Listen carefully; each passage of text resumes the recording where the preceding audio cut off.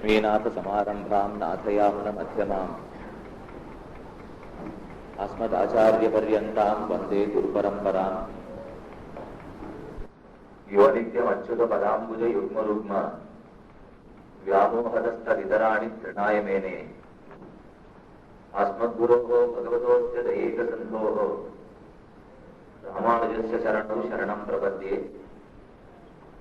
मातापिता युवतयस्तनयाः विभूतिः सर्वं यदेव नियमेन मदन्वयानाम् आद्यस्य न कुलपतेः बकुलाभिरामम् श्रीमत्तदङ्घ्रियुगळम् प्रणमामि मूर्धना। भूतं सरस्य महतात्वय मृतनाथ श्रीभक्तिसार कुलशेखर योगिवाहान् भक्ताङ्घ्रिरेणु परकाल यतीन्द्रमिश्रान् श्रीमत्पराङ्कुशमुनिम् प्रणतोऽस्मि नित्यम्। अपगत मदमानैः अन्तिमोपाय निष्ठैः अधिगत परमार्थैः अर्थकाम अनपेक्षैः निखिलजन सुहृद्भिर्निर्जित क्रोधलोकैः वरवर मुनिवृत्तैः अस्तु मे नित्ययोगः। श्रीशैलेश दयापात्रम् दीभक्त्यादिगुणात्मकम् यतीन्द्र प्रवणं वन्दे रम्यजामातरं मुनिम्। श्रीमान् वेङ्कटनाथार्यः कवितार्किककेसरी वेदांताचार्य वर्यो में सन्निधत्तां सदा धृति। श्रीरंग मंगलनिधिं करुणानिवासं श्री वेंकटाद्रि शिखरालय कालमेघं श्री हस्तिशैल शिखरोज्ज्वल पारिजातं श्रीशन्नमामि शिरसा यदुशैल दीपम्। वेंकटाद्रि समं स्थानं ब्रह्मांडे नास्ति किंचन वेंकटेश समो देवः न भूतो न भविष्यति। பெரியார்களான ஆஸ்திகர்கள் கூடியிருக்கிற இந்த தோட்டியிலே ஸ்ரீனிவாச கல்யாணம் என்பதை பத்தி அனுபவிக்கணுங்கிறது சபையாருடைய நியமனம். அந்த நியமனானுகுணமாக 2 வார்த்தை ஸ்ரீனிவாசனை பற்றியும் அவருக்கு நாச்சியாரான ஸ்ரீதேவி நாச்சியாரோடையும் பத்மாவதி தாயாரோடையும் நடந்த திருக்கல்யாணங்களை பத்தி சொல்லலாம்னு விளைகிறேன். ஒருத்தரை பத்தி சொல்லணும்னா அவரை பத்தி உலகத்துல முதல்ல தெரியாம இருக்கணும். அப்ப சொல்லி நாம புரிய வைக்கலாம். ஆனா ஜெகத் பிரசித்தமான ஒரு விஷயத்தை பத்தி ஒருவன் சொல்றேன்னு ஆரம்பித்தா அதுவும் அறிவில்லாதனதான். அதை கேட்கிறோம் மொத்தொருத்தன் தெரிந்தவனே கேட்க வந்தால் அதையும் ரொம்ப அறிவுடையவைன்னு சொல்ல மாட்டார்கள். அப்படி பார்த்தா இன்னைக்கு நாம ஆரை பத்தி பேச வந்திருக்கோம். ஆழ்வார்களிலே கடைசி ஆழ்வாராக ஒருத்தர் இருந்தார், திருமங்கை ஆழ்வார். பொய்கை ஆழ்வார் முதல் ஆழ்வார், திருமங்கை ஆழ்வார் கடைசி ஆழ்வார். அந்த ஆழ்வார் திருவேங்கடமுடையானுக்காக 40 கோஷங்களை பாடினார் தன்னுடைய பெரிய திருமொழிங்கிற பிரபந்தத்திலே. அதுக்கு சொல்றார் ஒரு கோஷத்தில், காளா வேங்கடம் மேய விளக்கே வேங்கடம் மேய விளக்கு. இது திருமங்கை ஆழ்வாருடைய கோஷம். வேங்கடம் உயர்ந்த ஸ்தானத்தில் இருக்கு. அதுக்கு நேர் ஏற்றி வைக்கப்பட்ட விளக்காக ஸ்ரீனிவாசன் சேவை சாதிக்கிறான். வேங்கடம் மேய விளக்கு இது ஒரு கோஷத்துல சொன்னார். மற்ற இடத்திலே அதே ஸ்ரீனிவாசனத்தை பத்தி வேங்கடத்து மலை மேல் இந்த திருவேங்கட மலைக்கு மேலே மேலிய விளக்கு வேதனன் விளக்கு. வேதத்தாலே சிறப்பாக உரைக்கப்பட்ட ஸ்ரீமன் நாராயணன் அது போராதென்று அதுல சொன்னது மட்டும் தனக்கு பிரசித்தி அடைவதற்கு போராதென்று எல்லாரும் பார்க்கும்படி குன்றத்திலிட்ட விளக்காக சேவை சாதிக்கிறான்னு சாதித்தார் திருமங்கை ஆழ்வார்.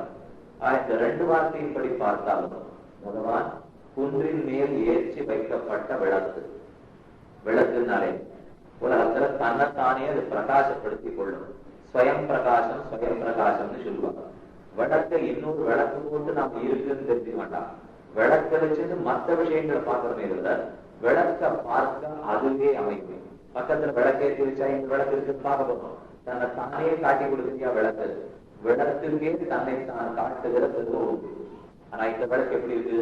அதை நிலத்துல வைத்தாலே எல்லா இடத்துக்கும் பிரகாசம் தெரியும். அந்த விளக்கை தூக்கி ஒரு மாடத்துல ஏற்றி வைக்கிறோம். வீட்டு வாசல 2 மாடம் வைத்து ஏற்றி வைக்கிறோமே, கொஞ்சம் உயரத்துல இருந்தா இன்னும் நிறைய ஒளி கொடுக்கும். அதுவும் போராதுன்னு இன்னும் குன்றத்திற்கு மேல விளக்கை ஏற்றி வைத்தோம்னா எல்லாருக்கும் விளக்கு தான் ஒளி வைக்கும். விளக்கே இன்னொருத்தரை எதிர்பார்க்காது. அது கொஞ்சம் வசனத்துல வச்சாலே எல்லாருக்கும் ஒளி கொடுக்கும். இந்த குன்றத்துக்கும் மேல ஏற்றி வச்சுட்டோம்னா அந்த விளக்கோட ஒளியை பத்தி யாருக்கும் சந்தேகம் இருக்காது. எல்லாரும் உடனே தெரிந்து கொள்ளுவார்கள். அப்படி ஏற்றப்பட்ட விளக்குத்தான் பகவான் திருமான் ஸ்ரீவன் நாராயணன் ஸ்ரீனிவாசன். திருவங்கியாழ்வார் அதுதான் உரையார். வேங்கடம் மேய விளக்கே, வேதனல் விளக்கே மேவினான் திருவேங்கடத்தே. வேதத்துல ஒருத்தனை சொல்லிருந்தாலே அதுக்கு மேல யாரும் பேச வேண்டாம். அது ஏதோ வேதத்தில் இருக்கிறபடியால நமக்கு அவ்வளவா புரியாது. கண்ணுக்கு நேரம் பார்க்கறதுதானே நாம ஒத்துப்போம். நமக்கு வாழ்க்கையிலேயே நிறைய விஷயங்களை வேதம் சொல்லிட்டு நாம தெரிஞ்சுக்கிறது இல்லை. புரியறதுக்காக சொல்றேன். சாஸ்திரம் ஸ்நாத்வா புஞ்சிதா வார்த்தை சொல்லி குளித்து குடி. தமிழர்கள் ரொம்ப நாளா சொல்லிட்டு இருக்காரு. எதுவா இருந்தாலும் குளித்த பிற்பாடு ஸ்நானம் பண்ணிட்டு சாப்பிடணும், குளித்து குடின்னு சொல்லுவாங்க. அதைத்தான் வேதம் ஸ்நாத்வா புஞ்சித, ஸ்நானம் பண்ணிட்டு போஜனம் பண்ணுன்னு சொல்லிட்டு. இது ஆச்சரியம் என்னன்னா, தனியா ஸ்நானம் பண்ணுறது வேற எங்கேயுமே சொல்லலை, தனியா போஜனம் பண்ணுறது வேற எங்கேயுமே சொல்லலை. ரெண்டையும் சேர்த்து ஸ்நாத்வா புஞ்சித, குளித்த பிற்பாடு குடி, குளித்த பிற்பாடு போஜனம் பண்ணுறது. ஏன் குடின்னு தனியா சொல்லலை, ஏன் சாப்பிடுன்னு தனியா சொல்லலை? உடம்பு வியர்வை எடுத்தால் தானே குளிப்பான். அது வேதம் சொல்லி நாம தெரிஞ்சுக்கணுங்கிற அவசியம் கிடையாது. வேதம் சொல்லாம இருக்கிறச்சேவே நான் 4 வேளை சாப்பிட்றான். இந்த சாப்பிடுன்னு வேற வேதம் சொல்லிட்டுன்னா இவன் எவ்வளவு சாப்பிடுதுன்னே தெரியாது. இதனாலதான் இந்த 2 தப்பையும் வேதம் பண்ணல. அது குடின்னு சொல்லல, சாப்பிடுன்னு சொல்லல. ஆனா அதுக்கு தெரியும் நாம எந்த இடத்துல தவறி விடுவோம்னு. எங்க தவறுவோம்? குளிக்கிறது தனி, சாப்பிடுறது தனி. இது ஒண்ணுக்கு முன்பில் கிடையாது. அதுலதான் சம்சாரிக்கு சந்தேகம் வரும். ஜாகிரதை அங்க மட்டும் நம்மளை வழி நடத்தும் வேதம். எது முன் எது பின் என்பதை மட்டும் நமக்கு சொல்லதே. வேதத்தையே சாஸ்திரம் சாஸ்திரம் சாசனாத்து சாஸ்திரம். என்னதை செய், என்னதை செய்யாது என்று பிரித்து கொடுக்கிறது இல்லையா? அதனாலதான் வேதத்துக்கு சாஸ்திரம் வரும். வேதம் என்பது அறியாததை அறிவிக்கும். நமக்கு எதுல விற்பத்தி ஞானம் இல்லையோ அதை சொல்றதுதான் வேதம். அந்த வேதம் என்ன சொல்லுது? ஏகோகமே நாராயணம் ஆசீது ந பிரம்மா நேஜானா மேமே யாவா பிருத்திவி நட்சத்திராணி. ஒரு காலத்திலே சிவன் நாராயணன் மட்டும் இருந்தான், மற்ற யாரும் இல்லாத காலம். விஷ்ணுவான பெருமான் சேவை சாதித்தானா? அவன் எத்தனை திருவதாரங்கள் பண்ணினான்? அஜாயமானஹா பகுதா விஜாயத்தே. இது ஒரு வேத வாக்கியம். பகவான் பலபடிகளாக அவதரித்தான். அப்படி ஒரு அவதாரம் திருவிக்கிரம அவதாரம். அதை பத்தி சாஸ்திரம் சொல்றது. மிருகோன பீமஹா குச்சலோ கிரிஷா யஸ்ய ஊருஷு த்ரிஷு விக்கிரமணேதி அதிக்ஷயந்தி புவனானி விஸ்வா பரோமாத்ரயா தனுவாதுதானா நதே மகித்வம் அன்வந்தி உபேதே வித்வ ரஜதி பிருத்திவ்யா விஷ்ணோ தேவத்வம் பரமஸ்ய வித்தே. இது சாஸ்திரம், உபனிஷத் வாக்கியம். இந்த வேத வாக்கியம் சொல்லிட்டு பெருமான் உலகத்தை எல்லாம் திருவிக்கிரமனாக தாவி அளந்தான். அப்ப என்ன நடந்ததா? குச்சலோ கிரிஷா, அந்த எம்பெருமான் தன் திருவடிக்கு கீழே உலகத்தை நிறுத்தினான். அவன் சென்று சேர்ந்தது ஒரு மலையிலே. இது உபனிஷத் வாக்கியம். எங்க போய் சேர்ந்தானா? திருவிக்கிரமன். மிருகோன பீமஹா குச்சரஹா கிரிஷ்டா, கிரியிலே சென்று சேர்ந்தான். அதோட முடிச்சுருக்கு எதிர்வேதம். அதுக்கு மேல ரிக்வேதம் சொல்லும். அந்த கிரியில போய் சேர்ந்தான் ஒருத்தனை பத்தி சொன்னேனே, அவன் ஆறுங்கிறதை போய் மேற்கொண்டு ரிக்வேதம் விளக்க போறது. கிரியிலே திருவிக்கிரமன் போய் சேர்ந்தான், எதிர்வேதம். அந்த கிரியில போய் சேர்ந்தவன் யாரு தெரியுமா? எங்கெங்கெல்லாம் குன்றுண்டோ அங்கெல்லாம் திருமால் உண்டு. இது பழைய காலத்திலேயே சங்க கால தமிழர்கள் குன்றுள்ள இடமெல்லாம் திருமாலுக்கு வாசஸ்தலம் என்று தானே சொல்லி கொண்டிருக்கார். அதே போல இந்த ரிக்வேதம் சொல்லித்தான். ஆராயி காணே விகடே சதாந்தே கிரிங் கச்ச சதாந்தே.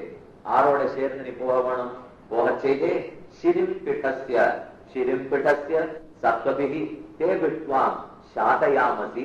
இது ஒரு அழகான சூக்தி ரிக்வேதத்துல ஒரு இருக்கு. அது என்ன சொல்றது? கிரிங் கச்ச சதாந்தே சிரிம்பிடஸ்ய, ஸ்ரீனிவாசனுடைய பீட்டமான ஸ்ரீனிவாசன் நித்தியவாசம் பண்ணுமிடமான மலையை குறித்து செல். இது வேத வாக்கியம் ரிக்வேதம். எதிர்வேதம் என்ன சொல்லிட்டு மலையை திருவிக்கிரமன் சென்று அடைந்தான். அதை ரிக்வேதம் வியாக்கியானம் பண்ணது. அந்த மலை ஸ்ரீனிவாசனுக்கு வாசஸ்தலம். பார்த்தோம்னா மேலிய வேதனல் விளக்கு ஆழ்வாரியம் தெரிவித்தார். வேதத்தாலே சொல்லப்பட்ட விளக்கு ஸ்ரீனிவாசன். வேதத்தில் சொன்னதே பெரிய வைபவம் பகவானுக்கு. இன்னும் அதுக்கு மேல போராதுன்னு குன்றத்தின் மேலேயும் ஏற்றி வைத்தால் இந்த பகவானுடைய பெருமை ஆருக்கு தெரியாத குழப்பது? எல்லாருக்கும் தெரியும். திருக்குழந்தை 6வது தானே தெரியாதுன்னு சொல்லவா இருக்கலாம். திருக்கண்டபுரம் சபதி பெருமாள் தெரியாதுன்னு சொல்றார்.